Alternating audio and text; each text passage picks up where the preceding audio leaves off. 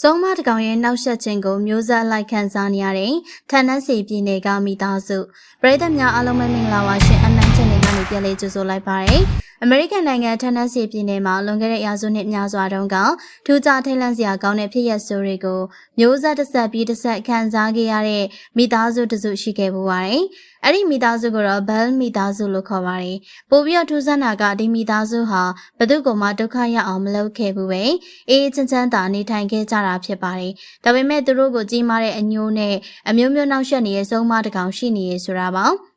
ဆိုတော့ဒီဆုံးမကြီးနဲ့ Bell မိသားစုကြားမှာဘယ်လိုမျိုးရန်ညိုးရန်စားတွေရှိနေကြရလဲ။သူတို့မိသားစုကြုံခဲ့ရတဲ့ဖြစ်ရပ်ဆိုတွေကဘာတွေလဲဆိုတာကိုသိရဖို့စောင်းလေးချုံတစ်ချက်လေးတက်ပြီးဗီဒီယိုကိုစုံတဲ့အထိအတူကြည့်လိုက်ကြရအောင်ပါ။19ရာစုအစောပိုင်းကာလတုန်းက Bell လို့အမည်ရတဲ့မိသားစုတစုဟာဌာနစီပြည်နယ်ကသူတို့ပိုင်တဲ့ယာကင်းထဲမှာအင်ကြီးတစ်လုံးဆောက်ပြီးနေထိုင်ခဲ့ပါတယ်။အိမ်တောင်ဦးစီးဖြစ်တဲ့ John Bell နဲ့ဇနီးဖြစ်သူ Lucy တို့ဟာဒီအိမ်ကြီးထဲမှာအိမ်တောင်စားကြကစားကလေးကနေထိုင်ခဲ့ကြတာဖြစ်ပြီး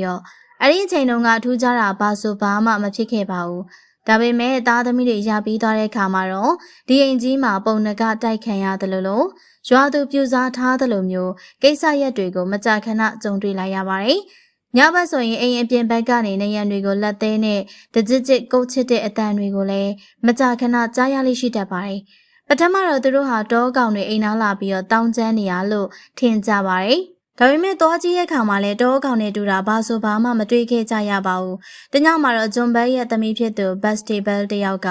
ကသူအိပ်ပျော်နေတော့တယောက်ကသူမရဲ့စံသားတွေကိုလက်နဲ့လာကင်တာကိုခံစားလိုက်ရပါတယ်။ကရင်ကောင်းရင်ကနေမိမတယောက်ရဲ့ခတ်တိုးတိုးစကားပြောတဲ့ကိုလည်းကြားလိုက်ရပါတယ်။ဒါကြောင့် Betsy လည်းနိုးလာပြီး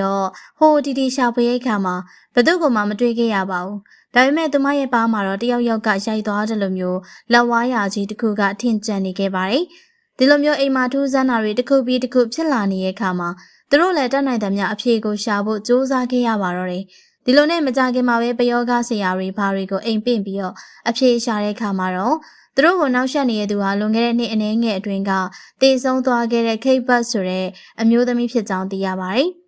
သူမဟာအသက်ရှိစဉ်အခါတုန်းကမြေယာပိုင်ဆိုင်မှုနဲ့ပတ်သက်ပြီး John Bell နဲ့အငင်းပွားခဲ့ရသူဖြစ်ပါတယ်။အဲ့ဒီအငင်းပွားမှုက John ကနိုင်သွားတဲ့အတွက်သူမဟာမကျေနပ်ဘဲနဲ့ John တို့မိသားစုကိုကျိန်စာတိုက်ခဲ့ပြီးမကြခင်မှာပဲတည်ဆုံးသွားခဲ့ပါတော့တယ်။ Kate Buss ဟာတည်ဆုံးပြီးတမလွန်ဘွားရောက်တဲ့ချိန်မှာတောင် Bell မိသားစုပေါ်မှာအညိုတကြီးနဲ့ဆက်လက်နှောက်ယှက်နေခဲ့ရပါBell မိသားစုရဲ့အကြောင်းကနိုင်ငံတော်ဝန်မှာရှိတဲ့တဘာဝလွန်လေးလာရေးသမားတွေတောင်လာရောက်လေးလာရတဲ့အထိနာမည်ကြီးခဲ့ပါတယ်။နောက်တစ်ချိန်မှာအမေရိကန်တမန်ဖြစ်လာမဲ့ Andrew Jackson ဟာလည်း Bell မိသားစုစံအိမ်ကြီးကိုရောက်ခဲ့ဘူးသူဖြစ်ပါတယ်။ဒါပေမဲ့မမြင်ရတဲ့အရာတခုကသူတို့မြင်လဲကိုရှေ့ဆက်မသွားစေရကြောင်းနေရာကနေလှည့်ပြန်ခဲ့ရတယ်လို့သိရပါတယ်။သူနဲ့ပါလာတဲ့စစ်သားလေးတယောက်ဆိုရင်အိမ်ရှိမှာမတက်ရက်နေတဲ့စုံမကြီးတစ်ကောင်ကိုမျက်မြင်ကိုယ်တွေ့ခဲ့ရတယ်လို့ဆိုပါတယ်။နှစ်တွေတဖြည်းဖြည်းကြာလာတဲ့ချိန်မှာ John Bell လည်းအသက်အရွယ်အိုမင်းလာခဲ့ပြီ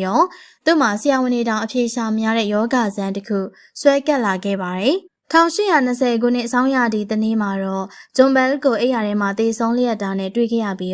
းသူ့ရဲ့အိယာဘေးမှာလည်းဘယ်သူလာထားသွားမှမသိတဲ့အစိပ်ပလင်းတစ်လုံးကိုတွေ့ခဲ့ရတယ်လို့သိရပါတယ်။တချို့ကတော့ဒါဟာ Kate Buss ရဲ့လက်ချက်ပဲလို့ကောက်ချက်ချခဲ့ပါတယ်။ဂျွန်ရဲ့သမီးဖြစ်သူ Betsy Bell ဟာလည်း George Sugarnow ဆိုတဲ့လူတစ်ယောက်နဲ့စိတ်ဆက်ခဲ့ပြီးသူတို့နှစ်ယောက်အတူနေဖို့စူးစမ်းတဲ့ခါတိုင်းမှာဆုံးမကြီးကိတ်ရဲ့နှောက်ယှက်ခြင်းကိုအမြဲတမ်းခံခဲ့ရပါတယ်။ဒါကြောင့်နောက်ဆုံးမှာတော့စိတ်ဆက်တာကိုဖျက်သိမ်းလိုက်ရပါတယ်။အဲဒီနောက်ပိုင်းနှစ်တွေမှာတော့ဆုံးမကြီးရဲ့သတင်းကတဖြည်းဖြည်းနဲ့ပျောက်ကွယ်စားပြုလာခဲ့ပြီး9နှစ်ကြာပြီး1828ခုနှစ်အရောက်မှာတဖန်ပြန်ပေါ်လာခဲ့ပါတယ်။ John Bell ရဲ့မျိုးဆက်ဖြစ်တဲ့ John Bell Jr. ဟာညတိုင်းဆုံးမကြီးနဲ့စကားတွေပြောဖြစ်ပြီးဆုံးမကအမေရိကန်နိုင်ငံရဲ့အနာဂတ်နဲ့ပတ်သက်ပြီးကြိုတင်ဟောကိန်းတွေထုတ်ခဲ့တယ်လို့သူကဆိုပါတယ်။အဲဒီနောက်ပိုင်းနှစ်ပေါင်း109နှစ်ကြာပြီး1935ခုနှစ်မှာတော့သူမဟာနောက်တစ်ကြိမ်ပြန်လာမယ်လို့ပြောခဲ့ပါသေးတယ်။အဲဒီနောက်ပိုင်းကနေစပြီး Bell မိသားစုကိုနှောက်ယှက်ခဲ့တဲ့ဆုံးမကြီးဟာအစအနောက်ပြောက်သွားခဲ့ပါတော့တယ်။တချို့ကလည်းသူမရဲ့ဝိညာဉ်ဟာ Bell ဆိုင်ရင်ကြီးမှာရှိနေစေလို့လက်ခံယုံကြည်ထားကြပါတယ်။အဲဒီနေရာတစ်ဝိုင်းမှာသူမကိုမကြာခဏတွေ့ရလိမ့်ရှိရဆိုတဲ့သတင်းတွေလည်းထွက်ပေါ်ခဲ့ပြီးအခုချိန်မှာတော့အထင်ကြီးရနေရာတစ်ခုဖြစ်နေပါပြီ။ဒါနဲ့ပတ်သက်ပြီးမိတ်ဆွေတို့ရဲ့အမြင်ကိုလည်း comment မှာရေးခဲ့ပါအောင်ရှင်။နောက်ထပ်လည်းစိတ်ဝင်စားဖွယ်ရာအကြောင်းအရာတွေကိုတင်ဆက်ပေးမှာဖြစ်လို့ကျမတို့ရဲ့ channel လေးကို like and subscribe လုပ်ပေးခဲ့ကြပါအောင်ရှင်အားလုံးကိုကျေးဇူးတင်ပါတယ်ရှင်